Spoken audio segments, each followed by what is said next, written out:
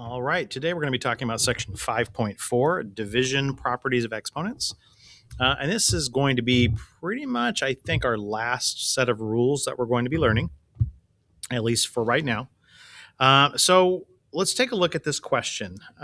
Simplify 5 to the 6th over 5 squared.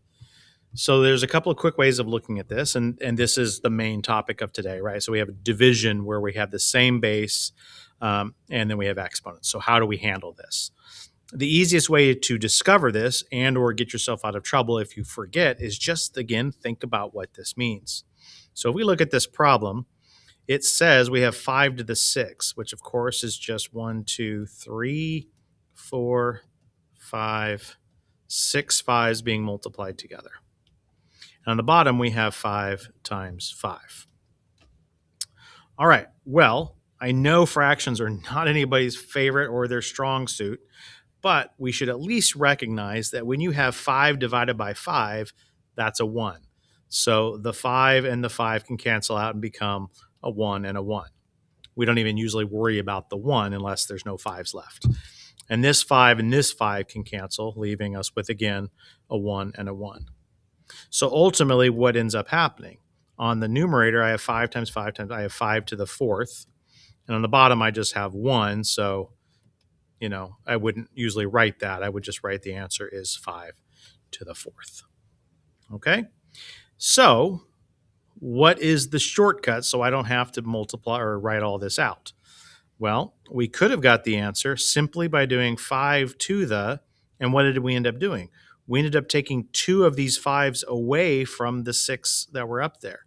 So all we did was we did 5 to the 6 minus 2 power, and 6 minus 2, of course, is 4. All right, let's look at the reverse question. Let's say we had 5 squared over 5 to the 6th. So this again means you have a 5 times a 5 over 1, 2, 3, 4, 5, 6 5s. Once again, we have cancel replaced with a 1, cancel replaced with the 1.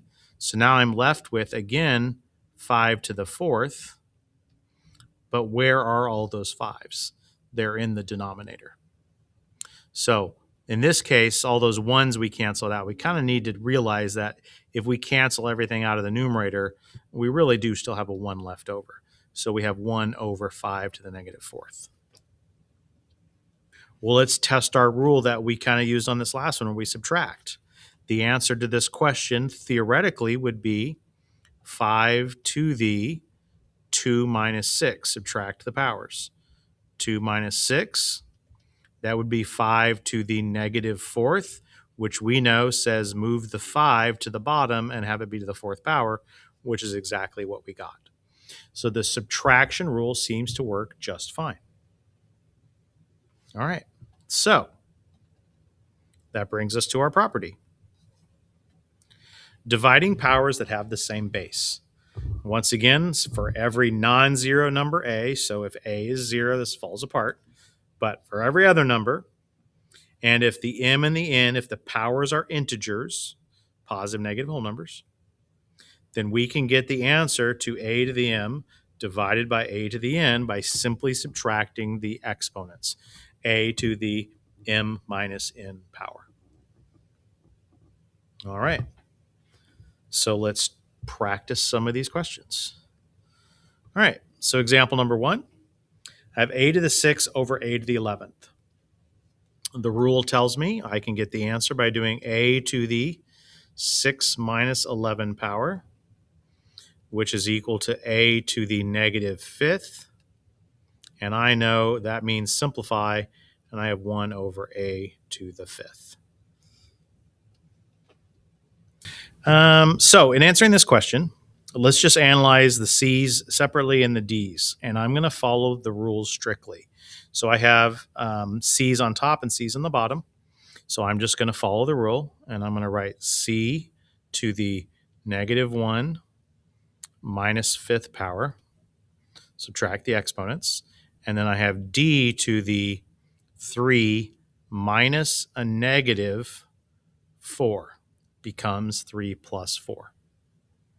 So then that becomes c to the negative sixth, d to the seventh. And I know that with a negative exponent, it means move it to the bottom. So I get d to the seventh over c to the sixth. Next one. I have x's, I have y's, I have z's. So I'm going to just do x to the 2 minus 1 power, y to the negative 1 minus 4 power, and then z to the 4 minus negative 3. We have to pay attention to our negatives. They matter. They're important. And then I do the math. I get x to the first power, y to the negative fifth power, and z to the seventh power. This guy's got a negative exponent, and so my answer is going to be x z to the seventh over y to the fifth. All right. Now, the rule will work. It is there for you, but I'm going to let you know a secret. I hate this rule. And I hate this rule for the reasons we just saw. This minus a negative business, it kind of is cumbersome and it gets in the way that we did on part C and on part B. So I don't ever use this rule. I visualize this rule, but I don't use this rule. So let me redo these three problems, not necessarily using the rule exactly, but using just logic. So look back at question A to the 6th over A to the 11th. I'm visualizing that on top, I've got all these A's, right? I got 6 A's on top. I'm seeing that in my head. And A to the 11th on the bottom, I'm seeing I've got all these A's on the bottom. And then I'm visualizing that they're crossing all off, right? And I know that when I'm done, I've crossed off 6 of the A's on the bottom, leaving me with 5 A's, right? So that's what I'm seeing. And I know, I can tell that the answer is now 1 over A to the 5th because all of my A's are on the bottom when I'm done, right? 6 of these cancel out 6 of these, leaving me with 5 of them. So it's 1 over A to the 5th. Okay, so let's look at part B.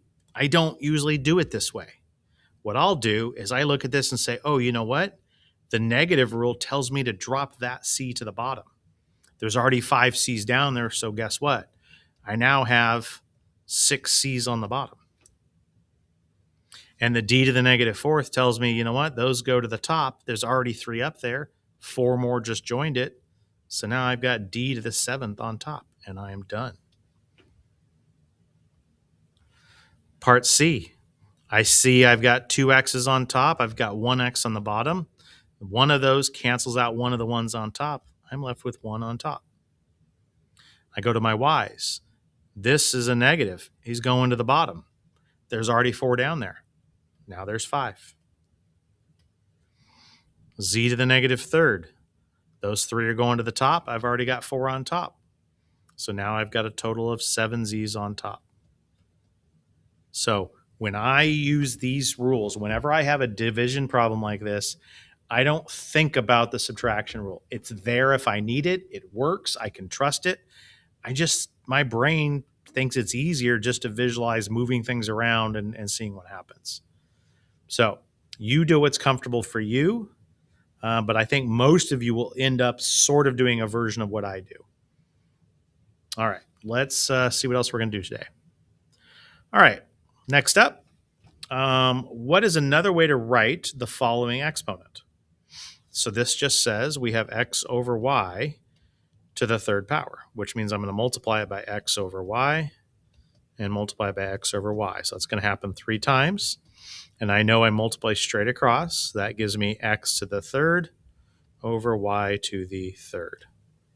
So this rule should be very familiar to you. It's almost silly to make it its own rule, but this is very similar to our x times y to the 3rd rule. That would be x times y, x times y, x times y, leaving me with 3 x's multiplied together and 3 y's multiplied together. That's the rule from last week. And you can see they're basically the same. Everything inside the parentheses gets the 3. So the x gets cubed and the y gets cubed. That's your rule. When it was multiplication, what happened? The x got the 3 and the y got the 3. Same thing. So this barely even qualifies as a new rule, but technically speaking, they do consider this a slightly different rule. But the good news is we already know how to do it. All right. So this is the raising a quotient to a power rule. For every non-zero number a and b and integer n, if you have a fraction of a over b raised to the n power, all we do is we raise the numerator to the power and the denominator to the power. A to the n divided by b to the n. All right, let's practice this with some problems. Remember, we've got a lot of other rules we've learned. We will layer them in where they show up. So this problem says we're going to have 4 to the third over x squared to the third. I wouldn't normally write this. I would just give the answer. I just want to point out that that means 4 to the third. That's actually reasonable. So I would want that number. 4 times 4 is 16. And then 16 times 4 is 64. And then x squared cubed is, of course, we multiply those together. We get x to the 6th power. Once again, I would usually just jump right to this part on a question that short. So in this one, I will do that. This becomes, okay, what's the rule for today? Each of these get the power. So I'm going to have t to the 14th over 2 to the 6th power. Technically, 2 to the 6 is a reasonable one. Knowing your 2's, 2 to the powers will make your life easier. This is 64. So it's t to the 14th. That would be your best answer. On a test, would I take this answer? Yeah, I would take it. All right. We can approach this one 2 different ways. We can use today's rule very strictly, and it can be 3 to the negative 2 over 5 to the negative 2. And then we evaluate what that means individually. The 3 is going to move to the bottom because of the negative exponent. The 5 is going to move to the top. So this ends up being 5 squared over 3 squared, or 25 over 9. So we could approach it that way. You could also approach it just simply by saying, hey, this negative exponent, that means flip over the 3/5. Remember, originally it strictly means reciprocal. So the reciprocal of 3/5, so this just becomes 5/3 to the second, which is 5 squared over 3 squared, which is what we got.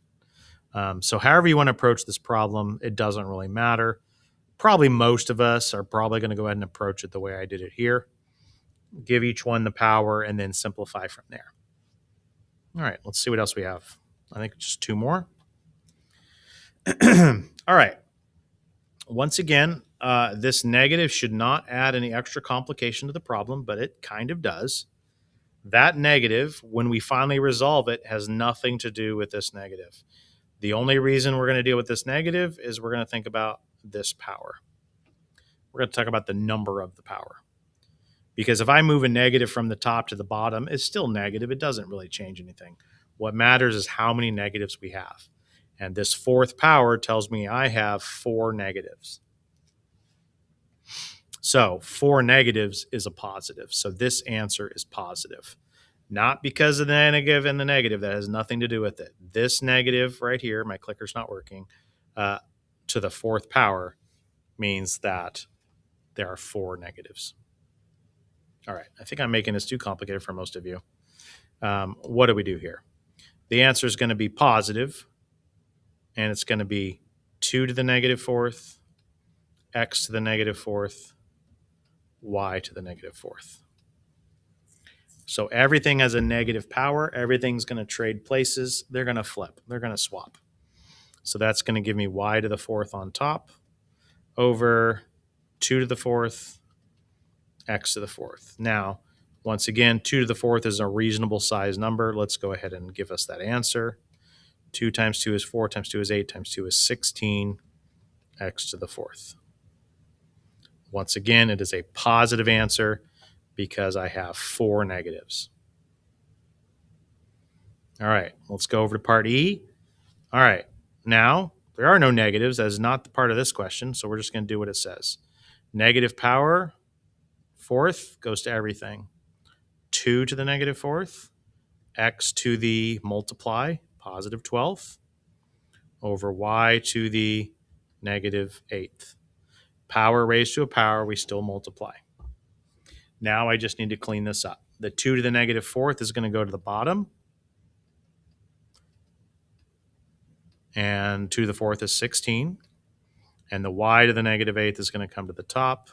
Join the x's. And I get x to the 12th, y to the 8th over 16. All right. We didn't do very many problems practicing up here at the top. These guys, this is where probably most of our concerns are going to come from. So again, either strictly follow the rule and subtract and simplify, or maybe just try to logic your way through it. We'll do lots of practice. Make sure you ask for help when you need it. Thanks.